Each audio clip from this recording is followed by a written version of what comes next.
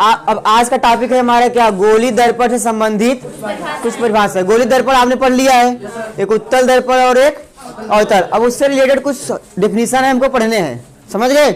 तो पहला आपका कौन सा है, जितना पढ़ना है मैंने एक तरफ लिख दिया है, समझ गए। ध्रुव क्या होता है, जैसे मान लीजिए आपका ये गोला है, इसको आपने एक तरफ क्या किया, कलई कर दिया थोड़ा सा हिस्सा लेकर, तो ये कौन सा दर्पण बन गया, दर्पण बना कि नहीं बना। एक तरफ कलई करके दूसरी तरफ क्या बना दिया गया, परावर्तक बना दिया, तो ये बन गया एक दर्पण, समझ गए। तो सुनो, दर्पण का जो मध्य बिंदु होता है, कौन सा बिंदु, हाँ, दर्पण का मध्य बिंदु कहलाता है दर्पण का ध्रुव। तो मध्य बिंदु को क्या बोलेंगे, हाँ, पोल या ध्रुव, समझ गए। तो किसी भी दर्पण का मध्य बिंदु क्या कहलाता है, दर्पण का ध्रुव कहलाता है, जिसे किससे रिप्रेजेंट करते हैं, पी से। बात समझ गए नहीं समझ गए। उसके बाद वक्रता केंद्र, वक्रता केंद्र बताओ, ये गोला अगर होगा तो इसका कुछ केंद्र होगा कि नहीं होगा। तो जो पूरे गोले का केंद्र होता है वही दर्पण का भी क्या होता है, केंद्र होता है। तो गोली दर्पण जिस गोले का कटा हुआ भाग होता है उस गोले का केंद्र ही दर्पण का वक्रता केंद्र कहलाता है, जिसे क्या कहते हैं, वक्रता केंद्र, समझ गए, सेंटर ऑफ कर्वेचर। समझ गए नहीं समझ गए। इसको हम किससे रिप्रेजेंट करेंगे, सी से। बात समझ में आई। तो देखो, गोली दर्पण जिस गोले का कटा हुआ भाग होता है उस गोले का केंद्र दर्पण का वक्रता केंद्र कहलाता है। बात समझ गए, जिसे हम किससे रिप्रेजेंट करेंगे, सी से। तीसरा, अगर भाई गोला है तो इसकी त्रिज्या भी तो होगी, तो जो गोले की, बड़े गोले की त्रिज्या होती है वही दर्पण की भी क्या होती है, त्रिज्या होती है। या त्रिज्या की दूसरी डेफिनेशन इस प्रकार भी दे सकते हो, वक्रता केंद्र और ध्रुव को मिलाने वाली रेखा क्या कहलाती है, वक्रता त्रिज्या, जिसे हम किससे रिप्रेजेंट करते हैं, आर से। बात समझ गए नहीं समझ गए, बोलो। अब देखो, वक्रता केंद्र और ध्रुव से जाने वाली क्षैतिज रेखा, ध्यान से देखिएगा, ध्रुव से और वक्रता केंद्र से होकर जाने वाली क्षैतिज रेखा कहलाती है दर्पण की मुख्य अक्ष, प्रिंसिपल एक्सिस, समझ गए, मुख्य अक्ष कहलाती है। तो देखो ये आपका क्या है, देखो सी से होकर जा रहा है और पी से होकर जा रहा है, तो वक्रता केंद्र और ध्रुव से होकर जाने वाली क्षैतिज रेखा क्या कहलाती है, दर्पण की मुख्य अक्ष कहलाती है। बात समझ गए नहीं समझ गए। अगला पॉइंट है अभिलंब। तो वक्रता केंद्र से सॉरी, हाँ, वक्रता केंद्र से आप दर्पण को कहीं भी मिला दो, वक्रता केंद्र से दर्पण चाहे यहाँ मिला दीजिए चाहे इधर मिला दीजिए, तो जो ये खींचा जाएगा ये सब क्या है, अभिलंब है। समझ गए नहीं समझ गए। आप लोग वृत्त पढ़े होंगे कभी ना, केंद्र से अगर हम स्पर्श रेखा पर खींचे कोई चीज तो लंब होता ही नहीं होता। तो अभिलंब यहाँ क्या होगा, वक्रता केंद्र से क्या करना है, परिधि मतलब दर्पण पे कहीं भी मिला दीजिए तो क्या हो जाएगा, अभिलंब। यानी ये भी 90 डिग्री बनाएगा, इधर भी सब कुछ। समझ में आया। तो बताइए ध्रुव क्या होता है, दर्पण का मध्य बिंदु क्या कहलाता है, ध्रुव कहलाता है, जिसे पी से प्रदर्शित करते हैं। और किसी दर्पण जिस गोले का कटा हुआ भाग होता है उस गोले का केंद्र दर्पण का वक्रता केंद्र कहलाता है। इतना समझ गए। गोली दर्पण जिस गोले का कटा हुआ भाग होता है उसकी त्रिज्या दर्पण की वक्रता त्रिज्या कहलाती है। उसके बाद या तो कह सकते हो वक्रता केंद्र और ध्रुव को मिलाने वाली रेखा क्या कहलाती है, इससे किससे रिप्रेजेंट करते हैं, आर से। वक्रता केंद्र और ध्रुव से होकर जाने वाली क्षैतिज रेखा क्या कहलाती है, मुख्य अक्ष कहलाती है। इतनी बात समझ गए। उसके बाद अभिलंब किसे कहेंगे, वक्रता केंद्र से गोली दर्पण के परिधि पर आप कहीं भी क्या करिए, मिला दीजिए। समझ गए। तो ये लाइन क्या हो जाएगी बताओ, अभिलंब। द्वारक क्या होगा, जहां तक इसका मुंह है, देखो यहां से यहां तक है कि नहीं, समझ में आ रहा है नहीं। अब इसके मुंह को अगर हम मिलाकर एक जीवा खींच दें तो ये जीवा ही क्या कहलाएगी, द्वारक। मतलब इस दर्पण का द्वार कहां तक है वही कहलाएगा इसका द्वारक। बात समझ में आया, बोलो। तो द्वारक हो गया। अब मेनली समझना है हमको मुख्य फोकस और फोकस दूरी, ये बहुत इंपॉर्टेंट है, ध्यान समझिएगा इसको। देखिए, दर्पण के मुख्य अक्ष के समांतर कोई किरण जाएगी, ये आपका मान लीजिए दर्पण है अवतल। अगर हम बाहर कलई कर दें भाई कौन सा दर्पण बनेगा? अवतल दर्पण। अगर भीतर कलई कर दें तब उत्तल दर्पण। अब मुख्य अक्ष बनाना है तो कहां से होकर जाएगा? बीच से, वही पी से। और यहां भी किससे होकर जाएगा? पी से। बात समझ में आ रहा है? चलिए, मुख्य अक्ष के समांतर चलने वाली किरणें, हम मुख्य अक्ष के समांतर ले जा रहे हैं। समांतर चलने वाली किरणें परावर्तन के बाद कहीं मिलेंगी कि नहीं? तो परावर्तन कर दीजिए इधर इधर, तो मुख्य अक्ष पर कहीं काट रही हैं, तो जो काटेंगी जहां पर वही होगा मुख्य फोकस। समझ गए? इसमें समांतर ले जाइए, ये गई समांतर, इधर गई समांतर, ठीक है। तो ये बताओ परावर्तित कर देगी इधर, और ये इसको परावर्तित कर देगी इधर। लेकिन अगर हम पीछे ले जाए तब कहीं मिलेगी कि नहीं मिलेगी? तो कहीं मिलेगी, तो ये क्या कहलाएगा? मुख्य फोकस। तो इसकी डेफिनेशन क्या होगी? देखो, मुख्य किसी वस्तु से मुख्य अक्ष के समांतर चलने वाली किरणें, समांतर चलने वाली किरणें परावर्तन के बाद मुख्य अक्ष पर जिस बिंदु पर काटती हैं, किस दर्पण में? अवतल दर्पण में। या जिस बिंदु पर काटती हुई प्रतीत होती हैं, किसमें? उत्तल दर्पण में। वही बिंदु क्या कहलाता है? मुख्य फोकस। बात समझ गए कि नहीं? दर्पण के मुख्य अक्ष के समांतर चलने वाली किरणें परावर्तन के बाद जिस बिंदु पर मिलती हैं या मिलती हुई, मुख्य अक्ष के जिस बिंदु पर मिलती हैं या मिलती हुई प्रतीत होती हैं, उसे क्या कहते हैं? मुख्य फोकस। तो मुख्य फोकस की डिफिनेशन समझ में आई? अच्छा, मिलता हुआ प्रतीत किस में होगा? उत्तल दर्पण में। और रियल में कहाँ मिलेगा? हाँ, तो यहाँ प्रतिबिंब कैसा बनेगा? और यहाँ पर आभासी। बात समझ गए कि नहीं समझ गए? तो इसे हम किससे रिप्रेजेंट करते हैं? कैपिटल एफ से। आपको मुख्य फोकस की डेफिनेशन समझ में आई? दर्पण के मुख्य अक्ष के समांतर चलने वाली किरणें परावर्तन के बाद जिस बिंदु पर मिलती हैं, परावर्तन के बाद मुख्य अक्ष के जिस बिंदु पर मिलती हैं या जिस बिंदु पर मिलती हुई, तो अब जिस बिंदु पर मिलती है तो आप कोष्ठक में लिख दीजिए कौन सा? अवतल दर्पण। और जिस बिंदु पर मिलती हुई प्रतीत होती हैं तो उसे क्या कहते हैं? मुख्य फोकस। तो मुख्य फोकस सबको समझ में आया? ठीक है, देखिए अगला है कौन सा चीज? फोकस दूरी। फोकस दूरी क्या होगा? देखो, दर्पण के ध्रुव, दर्पण के ध्रुव और मुख्य फोकस के बीच की दूरी, तो ये हो जाएगा एफ। समझ गए? दर्पण के ध्रुव और मुख्य फोकस के बीच की दूरी क्या कहलाती है? फोकस दूरी कहलाती है। बात समझ गए? दर्पण के ध्रुव तथा मुख्य फोकस के बीच की दूरी फोकस दूरी कहलाती है। अब बताइए किसमें धनात्मक होगी, किसमें ऋणात्मक होगी, आगे बताएंगे। दाहिनी तरफ है तो ये क्या होगी? धनात्मक। और ये बाईं तरफ है तब ऋणात्मक। अभी आगे पढ़ाएंगे चिन्ह परिपाटी। तो इतनी बातें सबको समझ में आ गई? तो बताइए ध्रुव किसे कहते हैं? यहाँ मैं एक बार छाप देता हूं, समझिए। दिख रहा है नहीं यहाँ पे? चलो, दर्पण का मध्य बिंदु क्या कहलाता है? ध्रुव कहलाता है। ठीक है। गोली दर्पण जिस गोले का कटा भाग होता है उस गोले के केंद्र को क्या कहते हैं? वक्रता केंद्र कहते हैं, जिसे सी से प्रदर्शित करते हैं। गोली दर्पण अगर पूरा करेंगे यहाँ तक होगा, इसका कुछ केंद्र होगा, वही दर्पण का भी क्या होगा? मतलब जो गोले का केंद्र होता है वही दर्पण का भी होता है। समझ गए नहीं समझ गए? तीसरा है आपका वक्रता त्रिज्या। सेंटर और ध्रुव पोल को मिलाने वाली रेखा क्या कहलाती है? वक्रता त्रिज्या। या कह सकते हो गोली दर्पण जिस गोले का कटा भाग होता है उस गोले की त्रिज्या दर्पण की वक्रता त्रिज्या कहलाती है, जिसे हम किससे रिप्रेजेंट करते हैं? आर से। वक्रता केंद्र और ध्रुव से जाने वाली क्षैतिज रेखा क्या कहलाती है? मुख्य अक्ष। अभिलंब किसे कहेंगे? वक्रता केंद्र से आप कहीं भी दर्पण को मिला दीजिए, क्या कहलाएगा? अभिलंब। वक्राकार कोई पथ होता है तो उसके सेंटर को उससे मिला देते हैं तो क्या निकल जाता है? अभिलंब। द्वारक किसे कहते हैं?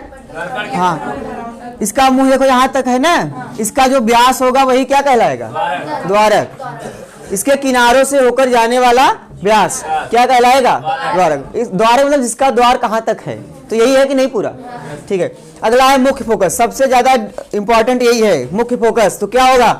दर्पण के मुख्य अक्ष के समांतर चलने वाली किरणें या किसी वस्तु से आने वाली और मुख्य अक्ष के समांतर चलने वाली किरणें दर्पण से परावर्तन के बाद जिस बिंदु पर मिलती हैं, कोष्ठक में अवतल दर्पण, तथा जिस बिंदु पर मिलती हुई उत्तल दर्पण, उस बिंदु को क्या कहते हैं? मुख्य फोकस, जिसे कैपिटल एफ से प्रदर्शित करते हैं। अवतल में किधर फोकस बनता है? बाईं ओर, और उत्तल में दाईं ओर। तो देखो, ध्रुव और फोकस को मिलाने वाली रेखा फोकस दूरी कहलाती है, जिसको हम क्या कहते हैं? एफ। तो पूरी बातें सबको समझ में आ गई? बोलिए। गोलीय दर्पण से प्रतिबिंब बनने के नियम।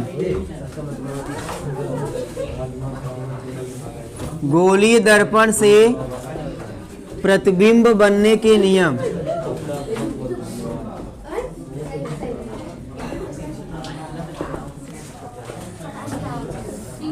गोलीय दर्पण से प्रतिबिंब बनने के नियम, ठीक है। तो गोलीय दर्पण से प्रतिबिंब बनने का क्या क्या नियम है? तो दो बच्चे, गोलीय दर्पण से प्रतिबिंब बनने का 3 नियम है। समझ गए?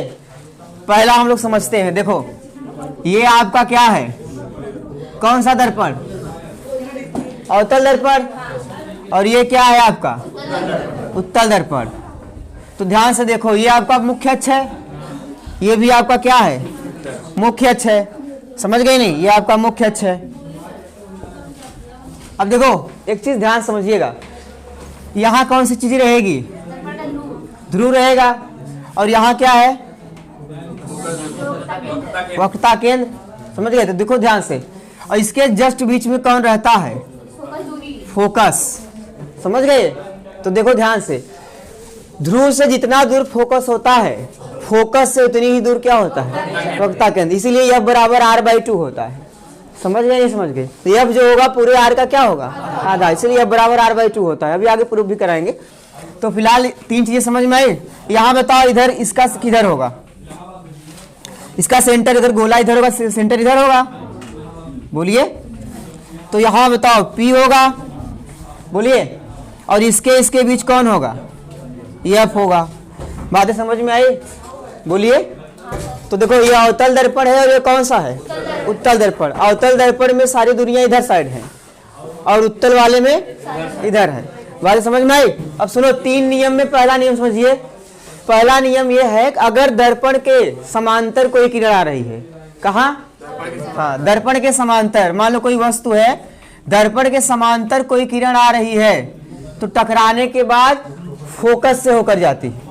कहाँ से होकर जाएगी? फोकस से होकर जाएगी। समझ में आ रहा है? मुख्य अक्ष के समांतर आने वाली किरण टकराने के बाद अवतल दर्पण में कहाँ से होकर जाती है? और यहाँ देखो, मुख्य अक्ष के समांतर अगर कोई किरण आएगी तो परावर्तन इधर साइड हो जाएगा। बोलिए। ऐसा लगेगा ये कहाँ से होकर जा रहा है? फोकस। समझ में आया? देखो, पहला नियम, मुख्य अक्ष के समांतर चलने वाली किरणें, ठीक है, परावर्तन के बाद मुख्य फोकस से होकर जाती हैं। किसमें? अवतल दर्पण में। मुख्य फोकस से होकर जाती हुई प्रतीत होती है। किसमें? उत्तल दर्पण में। डेफिनेशन समझ में आया? मुख्य अक्ष के समांतर चलने वाली किरणें परावर्तन के बाद फोकस से होकर जाती हैं, कोष्ठक में अवतल दर्पण में, तथा फोकस से होकर जाती हुई प्रतीत होती है, कोष्ठक में उत्तल दर्पण। बातें समझ में आई? अगर हम समांतर ले जाएंगे तो कहाँ से होकर जाएगी बताइए? एक ठुमने में मतलब जाती हुई प्रतीत होगी और एक में सीधी सीधे जाएगी। तो ये पहला नियम समझ में आया? तो पहला हो गया। चलिए सेकेंड देखते हैं। सेकेंड होगा, अगर हम फोकस से लेकर जाएं तब क्या होगा? कहाँ से लेकर जाएं? फोकस। चलिए सेकेंड देखिए। दूसरा नियम, फोकस से होकर जाने वाली किरणें कहाँ से? हाँ, यहाँ फोकस से ले जाइए। गई कि नहीं फोकस से? फोकस से होकर जाने वाली किरणें, और इसमें फोकस की तरफ जाती हुई प्रतीत होने वाली किरणें। ये देखो, फोकस की ओर जाती हुई प्रतीत हो रही है। समझ में आ रहा है कि नहीं? फोकस की ओर फोकस से होकर जाने वाली किरणें और फोकस की ओर जाती हुई प्रतीत होने वाली किरणें परावर्तन के बाद मुख्य अक्ष के क्या हो जाती हैं? समांतर हो जाती हैं। बात समझ गए? तो देखो, अगर देखो मुख्य फोकस से होकर जाने वाली किरणें परावर्तन के बाद मुख्य अक्ष के क्या होती है, किसमें, अवतल दर्पण में। फोकस की ओर जाती हुई प्रतीत होने वाली किरणें परावर्तन के बाद मुख्य अक्ष के समांतर हो जाती है। इसमें आपको रियल में जाएगी, उसमें जाती हुई प्रतीत होगी। दूसरा नियम समझ में आया। तीसरा देखिए, तीसरा होगा अगर सेंटर से होकर जाए तब, वक्रता केंद्र से, समझ गए। तीसरा देखो, वक्रता केंद्र से होकर जाने वाली किरणें, ये वक्रता केंद्र की ओर जा रही नहीं, और इधर वक्रता केंद्र की ओर जाती हुई प्रतीत होने वाली किरणें, समझ गए। वक्रता केंद्र से जाने वाली किरण और वक्रता केंद्र की ओर जाती हुई प्रतीत, जाने वाली होगी अवतल दर्पण में और जाती हुई प्रतीत होगी उत्तल दर्पण में। बात समझ में आया। तो बताओ, जाने वाली किरणें जिधर से आती हैं उधर ही क्या होती हैं, लौट जाती हैं। ये जिधर से आई है उधर ही क्या होगी, लौट जाएगी। बात समझ गए। तो 3 नियम समझ में आया। तो एक ही फिगर में मैं तीनों समझाता हूं। तो पहला बताओ क्या है। पहला, अगर समांतर जाएगी तब फोकस से होकर जाएगी, समांतर जाएगी तो मुख्य फोकस से जाती हुई प्रतीत होगी, ठीक है। अगर मुख्य फोकस से होकर जा रही है तब मुख्य अक्ष के समांतर हो जाएगी। अगर मुख्य फोकस की ओर जाती हुई प्रतीत हो रही है तब समांतर हो जाएगी। वक्रता केंद्र से होकर जा रही है तो मुख्य अक्ष के सॉरी जिधर से आई उधर चली जाएगी। अगर वक्रता केंद्र की ओर जाती हुई प्रतीत हो रही है तब जिधर से आई है उधर ही क्या होगी, लौट जाएगी वापस। तीनों नियम समझ में आया। तो गोली दर्पण द्वारा बनने के प्रतिबिंब के 3 नियम हैं। पहला, अगर समांतर है तब फोकस से होकर जाएगी, फोकस से होकर जाती है तब समांतर हो जाएगी, और सेंटर से होकर जाएगी तब उसी दिशा में लौट जाएगी। तीनों नियम सबको समझ में आ गया। चलिए अब हम लोग पढ़ेंगे उत्तल दर्पण और अवतल दर्पण से प्रतिबिंब बनने के नियम, समझ गए।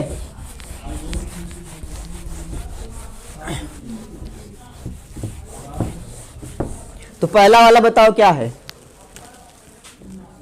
पहला नियम क्या था बताओ। अगर समांतर जाएगी तब फोकस से होकर जाएगी, समझ में आ रहा है नहीं। अगर फोकस से होकर जा रही है तब समांतर हो जाएगी, समझ गए।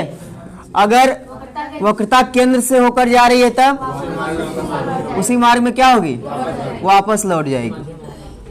जिस मार्ग से गई थी उधर क्या होगी। देखो अवतल वाले में रियल में जाएगी और उत्तल वाले में हमेशा क्या होगी, प्रतीत होगी, समझ गए। बातें समझ में आई नहीं। अगला हम लोग पढ़ेंगे गोली दर्पणों द्वारा। 2 दर्पण है, एक अवतल और एक उत्तल। तो सबसे पहले हम पढ़ते हैं अवतल दर्पण द्वारा प्रतिबिंब बनने के, कि अवतल दर्पण कितने टाइप के प्रतिबिंब बनाता है, समझ गए नहीं समझ गए। तो देखिए पहले हेडिंग है हमारी अवतल दर्पण, फिर उसके बाद उत्तल वाला पढ़ेंगे, समझ आया। तो अवतल दर्पण द्वारा प्रतिबिंब बनने के नियम।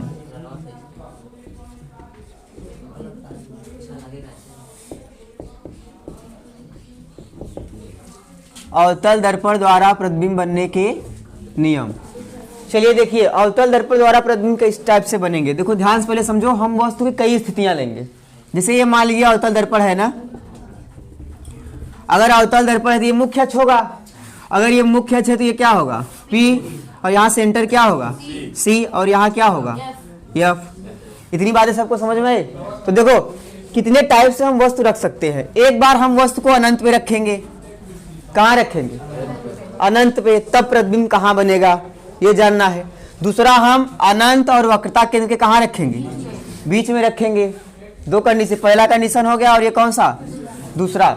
फिर हम वस्तु कहाँ रखेंगे, सेंटर पे रखेंगे, यहाँ पे वक्रता केंद्र पर, समझ गए। चौथा, फोकस और सेंटर के बीच में रखेंगे, 4 हो गए।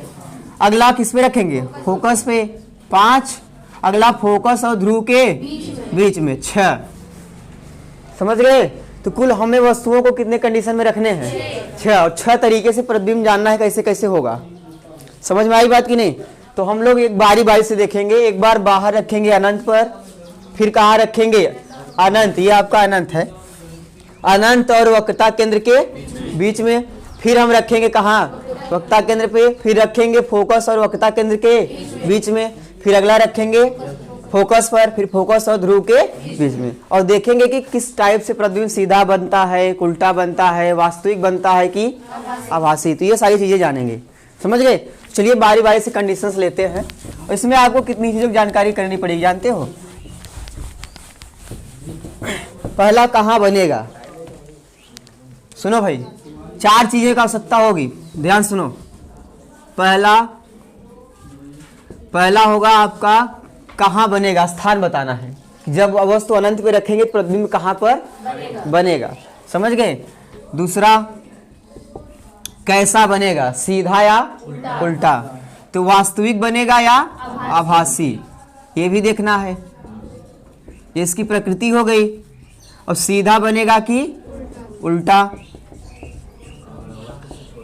हाँ, वस्तु से छोटा है या बड़ा है, वस्तु से छोटा है या बड़ा है। तो समझ गए आप लोग। तो यही सब सारे कंडीशन हमको देखने हैं। वास्तविक, ठीक है, कहाँ पर बनेगा, और वस्तु से बड़ा बनेगा या छोटा बनेगा, यही सारी चीजें हमको जाननी है, समझ गए। चलिए बारी बारी से एक कंडीशन लेंगे और उस कंडीशन के अनुसार बनाएंगे, ठीक है। तो आप लोग इस जो खींचेंगे ना, इसको आप लोग ये वाला मिटा दें ऊपर से, समझ रहे हो क्या है। चलिए पहला नंबर लेते हैं, जब वस्तु कहां पर हो, जब वस्तु अनंत पर हो, अनंत पर। तो ध्यान से सुनिए, हम लेते हैं एक दर्पण, इधर ले लेते हैं, थोड़ा बड़ा लेते हैं समझाने के लिए। चलिए ठीक है, ये आपका दर्पण हो गया, कौन सा, अवतल। मुख्य अक्ष खींच लीजिए, समझ रहे हो। तो चलिए अब इसको जब आप बनाएंगे तो इसका सेंटर यहाँ आएगा कि नहीं, इधर ही होगा कहीं पर, बोलो। और ये यहाँ P होगा और बीच में कौन होगा, F होगा, समझ गए। ये आपका क्या है, C है। अब हम वस्तु कहाँ रखेंगे, अनंत पर। तो अनंत से किरणें कैसी आती हैं बताइए, समांतर आती हैं। तो समांतर किरण लाइए एक ठो फोकस से। अगर समांतर किरण यहाँ फोकस से जाएगी तो कहाँ से होकर जाएगी बताओ। और 2 समांतर किरणें लाते हैं हम लोग, नहीं समझे। अरे सूर्य भगवान से किरणें कैसी आएंगी, समांतर आएंगी ना। दूर से किरणें कैसी आती हैं, समांतर। अनंत से किरणें कैसी आती हैं, समांतर। तो यहाँ हमें सूर्य भगवान मान लीजिए ऊपर लिए, वहां से किरणें आ रही हैं। तो देखो, ये देखो, जब कोई किरण फोकस से होकर जाती है तो क्या होता है, मुख्य अक्ष के समांतर हो जाता है। अगर कोई किरण वक्रता केंद्र से होकर जा रही है तब वापस उसी दिशा में क्या होगी, और जहां दोनों किरणें काटेंगी वहीं क्या बनेगा, प्रतिबिंब। तो हमारा प्रतिबिंब यहां बनेगा, बोलिए। अरे ये किरण इधर गई, ये वाली ऐसे काटी तो यही काट रही है ना। तो अगर हमने वस्तु ए बी लिया है तो प्रतिबिंब क्या बनेगा, A डैश B डैश। समझ में आया। तब बताओ इस कंडीशन में क्या क्या बना। पहला वास्तविक है का आभासी, रियल में मिल रहा है ना, तो कैसा होगा, वास्तविक। दूसरा बोलिए, वस्तु से छोटा या बड़ा। अरे अनंत में वस्तु बहुत बड़ी होती है, तो यहाँ पर बहुत छोटा बनेगा, समझ गए, बहुत छोटा। वस्तु से क्या, बहुत छोटा। तीसरा क्या लिखना है, कहाँ बनेगा, बहुत छोटा। उल्टा बन रहा है सीधा, उल्टा बन रहा है। और चौथा बताइए, C और F के बीच में, C और F के बीच में। समझ में आया।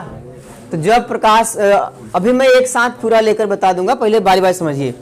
जब अनंत से किरणें आती हैं तो बताओ प्रतिबिंब कैसा बनता है, वास्तविक, वस्तु से छोटा, उल्टा और हाँ C और F के बीच में। इतनी बातें समझ में आई, बोलिए। ये पहला कंडीशन था। दूसरा देखिए, दूसरे में हम वस्तु को कहाँ रखेंगे, दूसरे में हम वस्तु को रखेंगे C और अनंत के बीच में। चलो C आपका यही है ना, बार बार फिगर हम नहीं बनाएंगे, सिर्फ सब बना देंगे।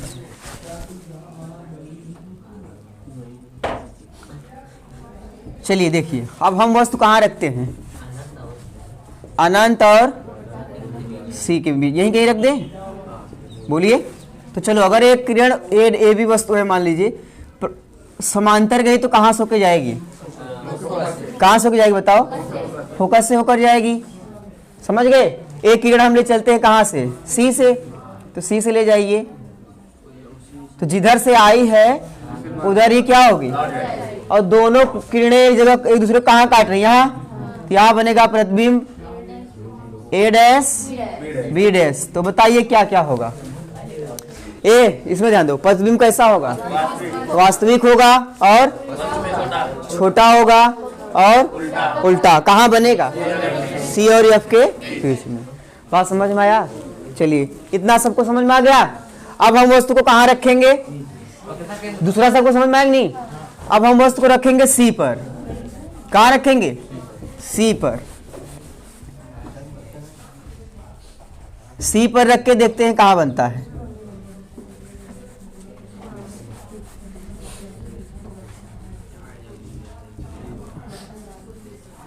चलो सी पे रखो। सी पर वस्तु हम रख दें, बोलो भाई। सी पे रखेंगे तो क्या होगा बताओ, सीधे जाएगी, परावर्तित होकर कहाँ जाएगी, मुख्य फोकस से होकर जाएगी। समझ गए नहीं। उसके बाद हम कहाँ से लेकर जाएंगे, फोकस से। बोलो, अगर फोकस से प्रकाश किरण जाएगी तब समांतर हो जाएगी। तो देखो, अगर हम जहाँ दोनों काटेंगे वहीं क्या बनेगा, प्रतिबिंब। तो यहाँ बन जाएगा। समझ गए नहीं समझ गए। तो ये आपका ए बी था और ये ए डैश बी डैश। समझ गए। तो बताओ कहाँ बनेगा, वास्तविक बनेगा कि नहीं। ये दोनों मिल रही हैं तो क्या बनेगा, वास्तविक। छोटा होगा, वस्तु के बराबर होगा, वस्तु के बराबर होगा, और उल्टा होगा और सी पर बनेगा। कहाँ बनेगा, सी पर, सेंटर पर ही बनेगा। सेंटर पर रखेंगे तो सेंटर पर ही बनेगा। इतनी बातें सबको समझ में आई। तो पहला बताओ कहाँ बना था, सी और एफ के बीच में। दूसरा वाला सी और एफ के बीच में, छोटा ही बना था। तीसरे वाले में वस्तु के क्या बनेगा, बराबर बनेगा। तो तीनों समझ में आ गए। चौथा हम वस्तु कहाँ रखेंगे, हाँ, चौथा हम वस्तु को रखेंगे, हाँ, सी और एफ के बीच में। चलिए, ये देखो आपका एफ है और ये कौन सा चीज था, सी था। सी के बीच में रखिए, सी और एफ के। चलो, सी और एफ के बीच में यही होगा, बोलो। ये हो गया आपका। अब बताओ, सी एफ के बीच में हमने रख दिया वस्तु। एक तो सीधा जाएगा, कहाँ से होकर जाएगा, फोकस से होकर जाएगा, बोलो। दूसरा देखो, अब हम तो फोकस से ले जाइए, तो फोकस से जाने वाली किरण क्या होगी, इधर होगी। तो ये सी के थोड़ा पीछे बनेगा और वस्तु से क्या बनेगा, बड़ा बनेगा। समझ गए। देखो, अब आप इसको जब खींचना होगा ना, तो हम तो हाथ से बना रहे हैं यहाँ पे। जब आप लोग अपना फिल्टा वगैरह लेकर बनाएंगे, समझे, पटरी लेकर, तो एकदम बढ़िया से बनेगा। समझ में आ रहा है नहीं। तो इसमें तो थोड़ा कम ज़्यादा भी हो सकता है, तो ध्यान समझिए। तो कहाँ से कहाँ बताओ, अगर सी और एफ के बीच वस्तु रखी है तब, तो यहाँ पर वस्तु है कौन सी, ए बी। तो अगर इससे एक समांतर किरण जाएगी तो कहाँ से होकर जाएगी, फोकस से होकर जाएगी। अगर हम एक किरण यहाँ से फोकस से लेकर जाए तब समांतर हो जाएगी। दोनों कहाँ काट रही, यहाँ बनेगा प्रतिबिंब ए डैश बी डैश। तो कैसा बना बताओ, वास्तविक, और वस्तु से बड़ा, वस्तु से क्या बना, बड़ा। तीसरा कहाँ पर बना, कहाँ बना, सी और अनंत के क्या बीच में, सी और अनंत के बीच में, और सीधा उल्टा, उल्टा। समझ में आया, बोलिए। तो ये आपको समझ में आ गया कि नहीं। एक किरण अगर सीधे जाएगी तो फोकस से होकर जाएगी, अगर फोकस से ले जाएंगे तो समांतर जाएगी। जहां काटेगी वहीं ए बी का क्या बनेगा, प्रतिबिंब ए डैश। कैसा बनेगा, वास्तविक, वस्तु से बड़ा और उल्टा। समझ गए, इतनी बातें समझ में आई। चलिए चौथा देखिए, और थोड़ा और अलग से बनाते हैं। चलिए, कहाँ तक रख लिए हम लोग, कितने कंडीशन पढ़ चुके बताओ। पहला हम लोग क्या अनंत वाला पढ़ लिए, दूसरा वाला अनंत और सी के बीच में, तीसरा सी पर, चौथा सी और एफ के बीच में ना। इतना हम लोग पढ़ चुके हैं। पांचवा क्या होगा बताओ? पांचवा होगा एफ पर। चलिए देखिए हम बनाते हैं एक, थोड़ा और गोला बनाते हैं।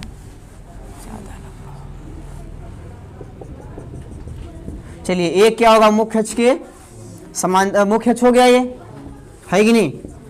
तो बताओ गोला अगर ऐसे कंप्लीट होगा तो सेंटर यही कहीं आएगा। बोलिए, ये हो जाएगा सी और यहाँ क्या हो जाएगा? पी और यहाँ एफ। समझ गए? अब हमें कहाँ रखना है? सी एफ के बीच हो गया था ना, और हमें कहाँ रखना है? एफ पर। तो एफ पर रखेंगे तो बताओ क्या होगा? एक प्रकाश किरण अगर सीधे जाएगी समांतर तो कहाँ से होकर जाएगी? फोकस से होकर जाएगी। समझ गए? अब दूसरा आपको ले जाने के लिए नहीं है ना, तो अब यहाँ सी से कहाँ ले जाएंगे? तब सेंटर से ही ले जाना है। कोई चीज वक्राकार है तो सेंटर से कब जाता है जानते हो? सेंटर को कहीं पर क्या करिए? मिला दीजिए। समझ गए? तो कहाँ से होकर जाएगा? सेंटर से ही। तो यहाँ से ले जाइए, लेकिन ये आपको लगेगा किधर आ रहा है? अरे जाएगा, मान लीजिए तो टकराने के बाद जिधर साया है उधर ही क्या हो जाएगा? लौट जाएगा। तो ये देखो एक दूसरे क्या है? समांतर। और समांतर किरणें कहाँ मिलती हैं? अनंत पर। तो बताइए इसमें कंडीशन क्या क्या होगा? अब वो अनंत पर मिलेंगे कि नहीं मिलेंगी? मिलेंगी। और समांतर किरणें अनंत पर मिलती हैं तो प्रतिबिंब कैसा बनेगा? बोलो, वास्तविक। समांतर किरणें प्रतिबिंब जो है अनंत पर मिलती हैं, प्रतीत नहीं होती। ये दोनों किरणें सीधी गई है कि नहीं गई है? समझ गए नहीं समझ गए? तो वास्तविक बनेगा। दूसरा बताइए अब, वस्तु से भाई बड़ा बनेगा। तीसरा उल्टा बनेगा। देखो मुख्य अक्ष के ऊपर बनेगा सीधा और मुख्य अक्ष के नीचे बनेगा तो चाहे जहां बने। समझ गए? अब अगला कहां बनेगा? अनंत पर। समझ में आया? सुनिए, जब हम वस्तु को फोकस पर रखेंगे, ठीक है, तो प्रतिबिंब कैसा बनेगा? वास्तविक। समझ गए? बड़ा बनेगा। और वस्तु का क्या बनेगा? उल्टा। और कहां बनेगा? अनंत पर। इतनी बातें समझ में आई? चलिए अगला लेते हैं हम लोग। कौन सा? वस्तु कहां रखे? हाँ, वस्तु को रखना है एफ और पी के बीच में। 5 हो गए। पांचवा कौन सा था? एफ पर। छठवां कौन सा होगा? एफ और पी के बीच। चलो एफ और पी के बीच रखिए। तो यहां रखेंगे वस्तु। बोलिए, अगर हम समांतर ले जाएंगे तो कहां से होकर जाएगा? फोकस से होकर जाएगा। समझ गई नहीं? और यहाँ पर सी था ना जी, यहाँ, तो सी से यहाँ मिलते हुए ले जाइए। अगर आप यहाँ से, तो जिधर से गया है उधर ही क्या हो जाएगा? लौट जाएगा। क्या ये किरणें कभी आगे मिल सकती हैं? एक दूसरे दूर हमेशा चली जाएंगी ना, तो इसको हम कहाँ बढ़ा लेते हैं? पीछे की ओर। समझ गई नहीं? बोलो, तो पीछे की ओर कहीं मिलेंगे कि नहीं मिलेंगे? समझ गए? तो ये बताओ अब, ये कंडीशन हो गया। तब बताओ वास्तविक होगा? प्रतिबिंब कैसा बनेगा? जो किरणें मिलती हुई क्या हो रही हैं? प्रतीत हो रही है। तो बनेगा कौन सा? आभासी बनेगा। वस्तु से बड़ा बनेगा। उल्टा बनेगा? हाँ, सीधा बनेगा। और अनंत पर बनेगा। कहाँ बनेगा? दर्पण के पीछे बनेगा। दर्पण के पीछे। समझ गए नहीं? बोलिए। तो सारे कंडीशन समझ में आए? बोलिए भाई। चलिए बताइए, पहला अगर अनंत पे है तब? पहला अनंत पे है तो कहां से बनेगा? पहला वाला नहीं समझ में आया?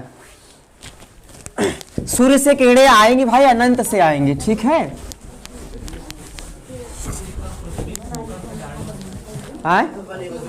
दोनों कंडीशन लिए जाते। एक तो डायरेक्ट समांतर ले जाए, फोकस में मिला दीजिए। किताब में यही दिया है। समझ गए? लेकिन जब वहां बनेगा तो प्रतिबिंब आपको पता ही नहीं चलेगा। फोकस बनाइए। देखो किताब में यही दिया, ऐसे ले गया होगा, 2 किरणें ले गया होगा, समांतर और एक समांतर, और कहाँ मिला दिया है? फोकस से। प्रतिबिंब की लंबाई बताओ, कुछ दिख रहा है? प्रतिबिंब की लंबाई यहाँ कुछ दिख रही है? जहां किरणें काटती हैं वहां क्या बनता है? प्रतिबिंब बनता है। इसलिए हम लोग उसको इस टाइप से समांतर लाए थे।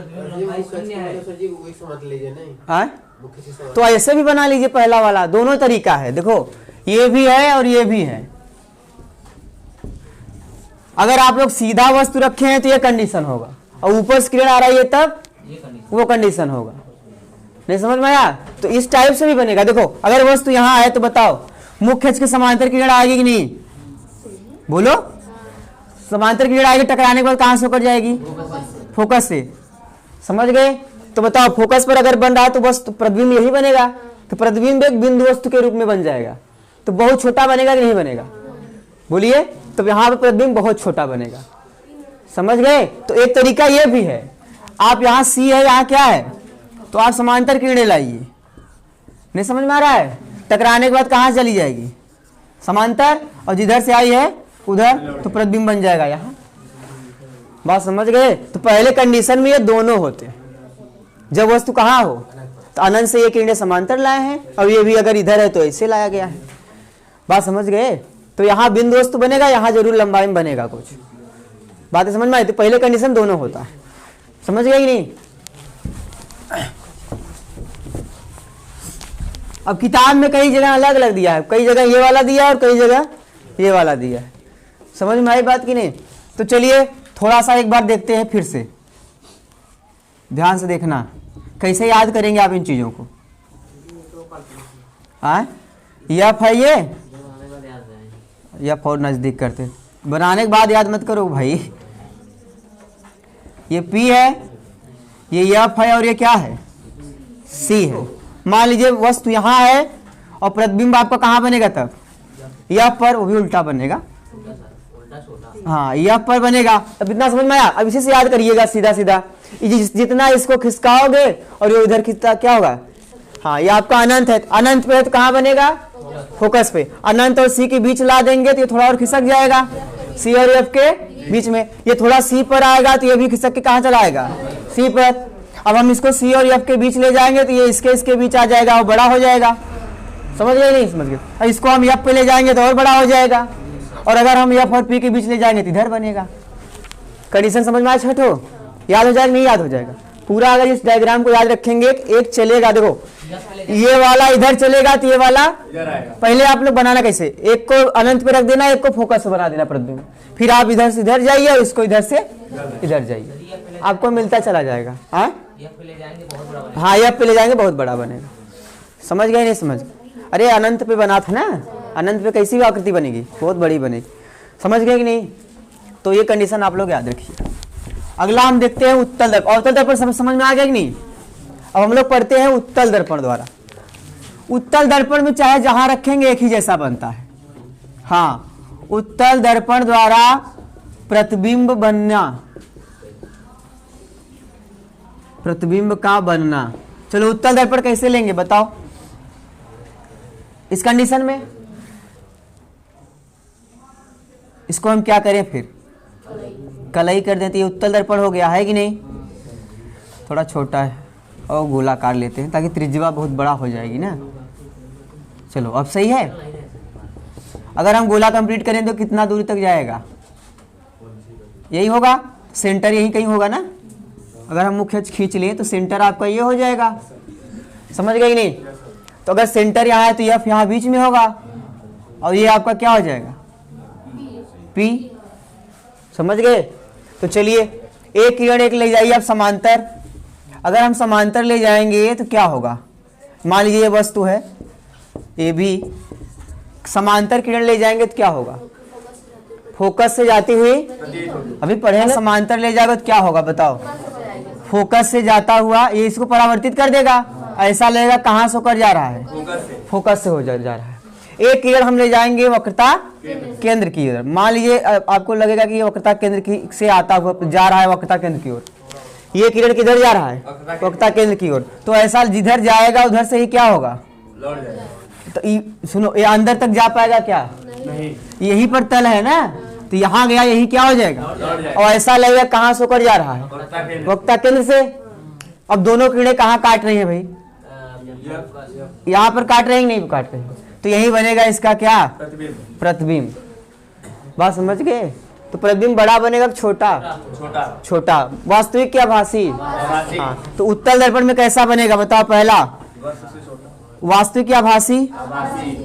आभासी। दूसरा नंबर सीधा बनेगा। तीसरा वस्तु से छोटा। और चौथा दर्पण के पीछे। दर्पण के पीछे आगे है क्या? अरे दर्पण इधर है, तो पीछे इधर, राइट साइड। दर्पण के दाहिने बोल दीजिए।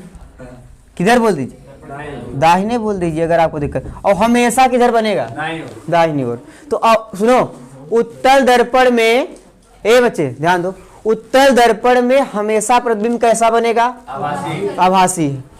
सीधा, वस्तु से और दर्पण के, और हमेशा इसी कंडीशन, चाहे वस्तु जहां रखो, अनंत पे चाहे किसी भी कंडीशन पे। समझ गए? तो इसके लिए ज्यादा नहीं पढ़ना है, बस इतना जानना है कि एक में जो बनेगा वही हर जगह बनेगा। लेकिन अवतल में कितने कंडीशन है? 6 कंडीशन। अनंत पे, अनंत और सी के बीच में, सी पर, सी और एफ के बीच में, एफ पर और एफ और पी के बीच में। 6 कंडीशन थे टोटल। समझ गए? सबको पूरे कंडीशन समझ में आ गए कि नहीं? बोलिए। उत्तल दर्पण अवतल दर्पण द्वारा सबका बनना हुआ प्रतिबिंब दिखा दीजिए।